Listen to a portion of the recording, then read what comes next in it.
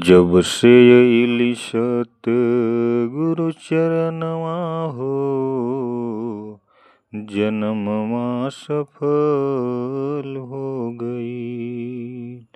मिट गईल सगरो भरमवा हो, जन्मवा सफल हो गई।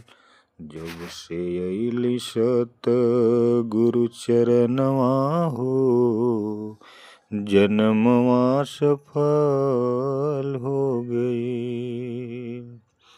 निंदा न फरत बैर सगरो मिटाई, ज्ञान वाली ज्योतिया सतगुरु दिहली जलाई।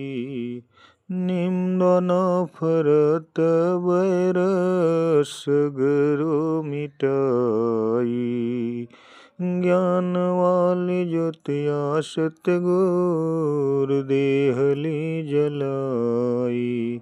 पूरा कैनी सगरो सपनवा हो, जन्मवा सफल हो गई। टूटे न कबो हमार जवन विश्वास बा, रउरा से माता जी हे अरदास बा। करी सुमिरन